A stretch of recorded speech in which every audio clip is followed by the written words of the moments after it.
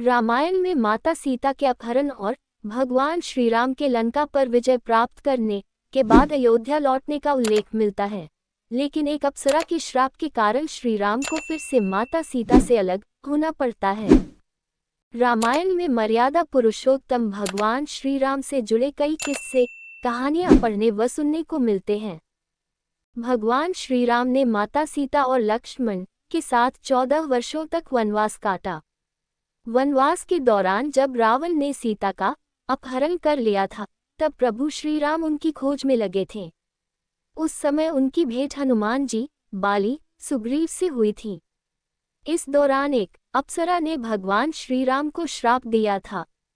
कहते हैं कि इस श्राप के कारण ही माता सीता मिलने के बाद फिर से श्री राम से अलगाव हो गई थी, जिसकी कथा इस प्रकार है।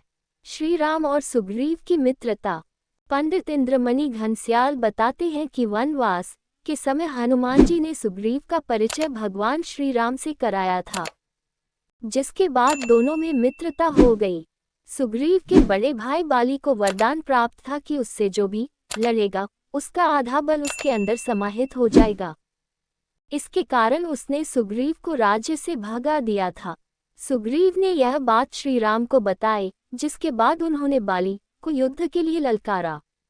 श्री राम के आश्वासन पर सुग्रीव बाली से लड़ने पहुंच गए। उधर बाली भी युद्ध के लिए आ पहुंचा। दोनों के बीच गदा युद्ध शुरू हो गया। इसी बीच श्री राम ने बाली पर बाण छोड़ दिया, जिससे उसकी मृत्यु हो गई। बाली की मृत्यु की सूचना उसकी पत्नी तारा को मिली। तारा ने दिया श्राप। बाली को मरा हुआ देखकर तारा विलाप करने लगी और क्रोध में आकर श्री राम को श्राप दे दिया। तारा ने कहा कि आप सीता को खोजने के बाद भी पा नहीं सकेंगे, आप सीता को दोबारा खो देंगे।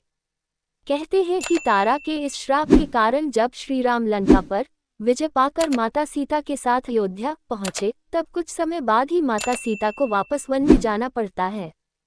वहां वह महर्षि वाल्मीकि के आश्रम में जीवन व्यतीत करती हैं। बाली सुग्रीव युद्ध के बीच श्री राम को किसने दिया था श्राप? पढ़े ये पौराणिक कथा।